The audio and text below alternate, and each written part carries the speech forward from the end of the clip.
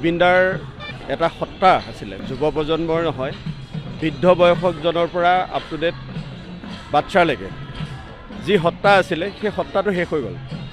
আৰু মোৰ ল'ৰা এতিয়া ভায়লিন বজায়, প্ৰথম শিকিছে জুবিনৰ গানত ভায়লিন শিকিছে। আৰু ল'ৰাই মোক বাৰে বাৰে আমনি কৰি আছে যে মই জুবিন ক্ষেত্ৰলৈ যাম আৰু জুবিন ক্ষেত্ৰত শ্ৰদ্ধা জনাম, সেৱা জনাম, এখন গামোচাৰ পৰিধান কৰিম।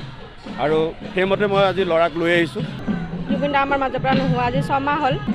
আজি সেইকাৰণে আমি এবাৰ জুবিন দাক চাম বুলি ইয়ালৈ আহিলোঁ। জুবিন দা য'তে আছে কুশলে থাকক, ভগৱানৰ ওচৰত ভালে থাকক, সেয়াই প্ৰাৰ্থনা কৰিছোঁ। ইয়াতে এনেকুৱা এখন জুবিন ক্ষেত্ৰ হওক, য'ত প্ৰাকৃতিক সৌন্দৰ্যৰে ভৰপূৰ এখন জুবিন ক্ষেত্ৰ হওক, যিহেতু জুবিনে জীৱ জন্তু গছ গছনি ভাল পাইছিল।